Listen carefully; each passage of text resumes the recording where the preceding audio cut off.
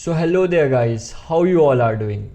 I hope you all will be doing fine. Welcome back to Rejoin Tech. We are again back with a new video, this time in Leetcode Marathon playlist.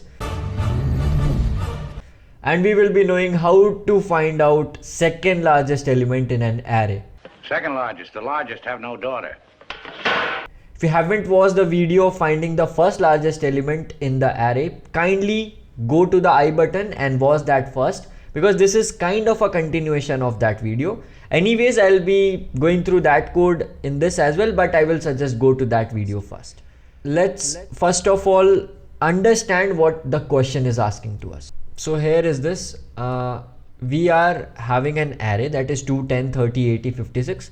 We need to find out the second largest element in the array. As you can see, the largest element is no doubt 80, but we don't want that. We want 56.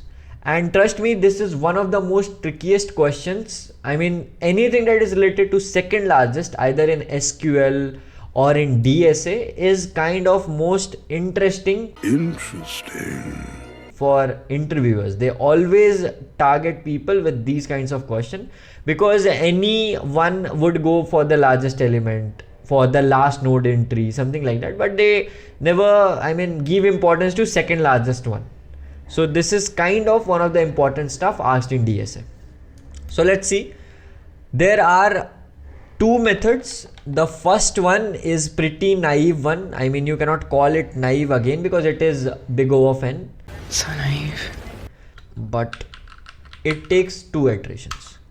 Let's define it. So in first loop, what we are going to do is in first loop we'll find the greatest element. So let's make it greatest element, and in the second loop we will find the second greatest or second largest, whatever you want to call it, like this. So what is the simple solution which we are finding is that in first iteration we go till here, we found out that 80 is our largest element. Now what we'll do in our second iteration, we'll try to find out something that is larger but it's not 80. So this is really simple. We'll just write one more check there if ARR of I is not equal to 80. Why? Because if we don't write that condition, in the second loop also we'll get 80 as our largest element. So we want something that is largest but that is not 80. So this is, this is really simple. Rather than writing the pseudo code, let's go on to our nvim, compile it up, and it's really simple. You will understand it on the go. So we are on our Leetcode directory. If you don't know what is this Z doing there, rather than doing cd, why we are writing Z, it's a extension that is Z oxide. I'll soon make a short on that because that is kind of interesting stuff.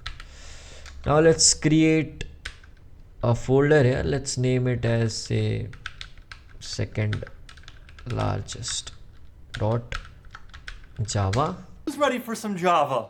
Let's first of all write the class snippet, and inside that let's write the main snippet, and it is done. But it will throw error because we haven't declared the package yet. Let's name the package as arrays. Why we are naming it as arrays? Because that is the directory in which our file lies. That is the directory in which our file lies. So that is the package in Java. I don't want to rename it. Close this. Now let's define an array. Let's define ARR equals to new int and let's make it as like, say, 3, 5, 17, 25 and 24. Now let's create a function or method, whatever you want to say it. Public static void. You don't want to return word, you want to return integer, and let's name it as second largest and naive. Why we are calling naive, you will understand it in the second part of video. Let's add an ARR and we are good to go. Let's return say -1 here as of now so that compiler doesn't cries. Okay. And let's take this input here, int res equals to second largest naive, and let's give it as ARR. It is fine. And let's print it SOUT. Let's print it as the second largest element is colon and then our res. So this is done. This is the boilerplate code which we have written, and you need to, if you are a beginner in coding, don't use snippets. Try to write all the stuffs yourself, just like you are typing in Notepad in that used to come in Windows XP and all, because in that way you will be able to learn the syntax. So now this is done. Let's define. So as we said, we are trying to do 2 for loops. First time we are finding the largest element. Second time we are going to find the second largest element. We already have code for largest element, but let's code it out again. Let's give res equals to 0. Then let's have a for loop in which we will go till ARR length. And here what we'll do is simple check if ARR of I is greater than ARR of res, just make res equals to I. That's it. And this will give us our largest element. Let's name it as largest, and we are done. This will give us our largest element.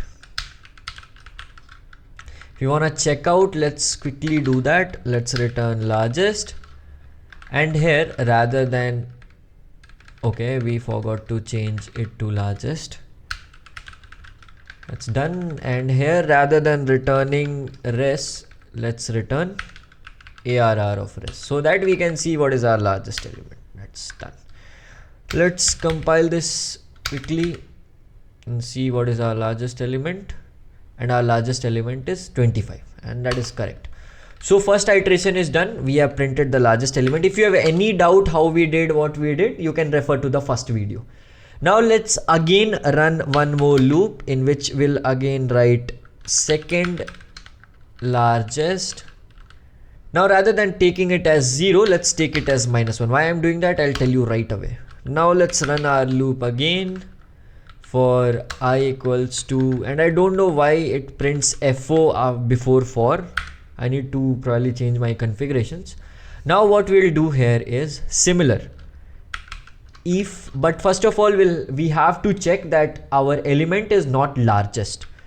So we'll do if ARR of I not equals to ARR of largest,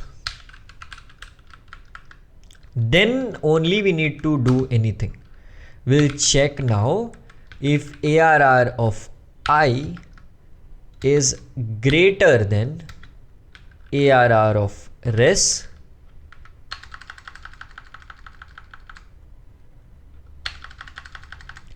so if this condition is true, then only we need to do anything else. So we'll write our condition if res equals to -1 or ARR of res is less than ARR of I. In both the condition, we need to update our res to I. And this is it, guys. We are done. And rather than taking it as res, we need to take it as second largest, because that's what the naming we have given it. And last one here, it will be second largest again. That is done, and rather than returning largest, let's return second largest. Let's check, let's first of all format this. Let's first of all format it so that our code looks little bit more beautiful and meaningful. And now let's compile it. And we get 24, that is indeed our second largest. So our code works fine. And we could have made it little bit more beautiful by combining the for loops and all, but I didn't wanted to do that because it will be difficult to understand. So this is what we did. In the first part, we calculated the largest element. In the second part, we calculated the second largest element. And how we are ensuring that it is our second largest element? We are just checking that whether the current element is largest or not. If it is largest, then don't do anything else, you can do your logic. So now why we took -1? This is just because it is possible that the first element or the 0th index can be our second largest element. So if you would have taken 0 as our second largest element, that can possibly give some overflow exceptions or something like that. That's why we follow this convention of taking -1. There in this if clause, why we are first of all checking if second largest equals to -1? This is just because, say for example, rather than doing this, you directly checked ARR of second largest is less than ARR of I. If in some condition your second largest is still -1, you will get an index out of bound exception. Why? Because there is nothing like -1 in array index. Let's check it out quickly. Let's remove this check. And now let's try to run our code. Error. So here is your incorrect answer. Why? Because you tried to access -1, which is not present in array. Why this happened? So in first iteration itself, you checked ARR of I, that is ARR of 0, that is 3 here, is equals to ARR of largest or not. It is not, because our largest is 25.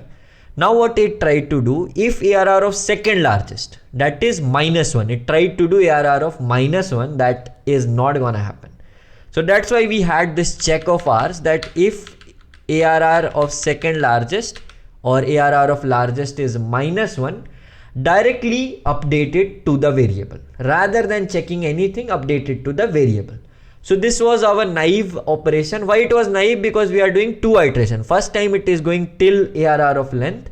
Second time again it is going till ARR of length. So at minimum you have 2 iterations of the whole array. So it's 2n, but in time complexities we generally ignore the constant. So again it is big of n only with 2 iterations. It's complex. That makes it little more naive. Let's think of an efficient solution that does only 1 iteration. So guys, now let's see our efficient solution, and it is efficient because it traverses the whole array only 1 time. In the last solution we are traversing in 2 for loops, that was 2 traversals, but this time we'll be traversing only 1 time. So these are cases which we need to take up in mind. Actually it is a pseudo code only. No need to worry. So see, we will have 2 variables. Largest will define as 0 and second largest will define as -1, that is indexing. Now we'll have 1 for loop, and if current element is greater than largest element, say for example your largest is 2 now, so in the first iteration it is our largest. Let's write it as largest. Let's write it as L or capital L. And our this thing, that is second largest, second L, our second largest is still -1. So yes, now what will happen, L is 2 and our current element, that is CURR, let's name it as C only. C is 10 in first iteration because we are starting from I is equal to 1. So C is 10. What will happen, it will compare it with largest. So largest is 2, current is 10. This is true condition. Now what will happen, it will first of all update second largest. So now L will be this one, second L will also be this one rather than -1. Why we did this? Because if we directly update our largest, our first index will be lost. So that's why first of all we'll update second largest, then we will update largest. So what will happen? Largest will come here. So our new largest is 10 and our second largest is 0th index. Now current will again move to say 30. Now it will again check whether current is greater than largest or not. So it is greater. So again what will happen? Second largest will come here, then largest will move here. Second largest will be 10 now and largest will be 30. Now in next iteration, current element will be 80, again checking whether current element is greater than largest or not. It is greater than largest. So again second element will become 30 and our largest will become 80. Now this is the point in which current element will be 56. It will check whether current element is greater than largest or not. It is not greater. So this loop will fail, will come out of that loop and will come here. So in else condition, if we are in else condition, that means we are sure that our largest is greater than current element. So we don't need to change anything with largest. So we'll fix this element as largest. Why? Because we have calculated it as largest till here in the array. Now what will happen? If second largest equals to -1. So this case can occur when all the elements are say 10, 10, 10, 10, 10. So largest will be 10 and second largest will still be -1. Why? Because there is no second largest element. All are 10. So it is largest only. So in this case, that's why we checked first that if second largest is -1 or second largest is less than current. So our second largest is 30 as of now, which is less than 56. In this case, we'll make it as our second largest. So these are the two checks. Now again, second largest equals to -1 we just did so that we do not face the array index out of bound exception, which I just showed you in the previous part of the video. Any of these two conditions are true, will make our second largest as the current element. This will be our second largest. And this is the dry run and pseudocode of our code, which is done. Now let's quickly go to our nvim and code this out real fast. Cheers. So now let's code our efficient method that will be public static int second largest efficient. It will take an integer array. Now we'll have int second largest equals to -1 and int largest equals to 0. Now we'll have a for loop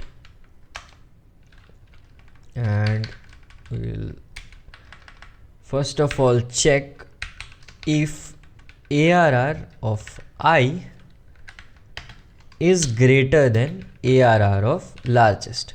We can do that. We do not need a -1 wala check because largest is starting from 0 itself.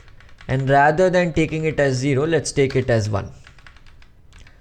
So now what will happen? If ARR of I is greater than largest, first of all we'll update the second largest. Second largest equals to largest and largest equals to I. So this is done. Now else condition. So in else condition we are sure that largest is greater. We don't need to check for that. What we'll do? If our second largest is still -1 or our ARR of second largest is less than ARR of I. In both of these situations, we will make second largest as our I. So this is done. And lastly, we will return second largest.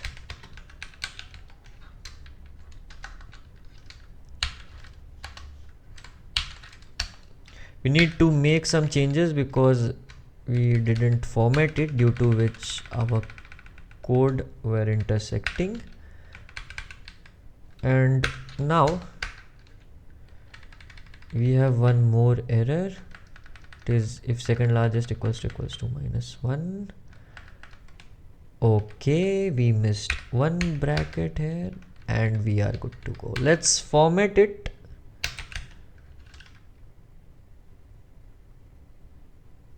It looks little more beautiful. Let's quickly make it, rather than naive, let's make it efficient.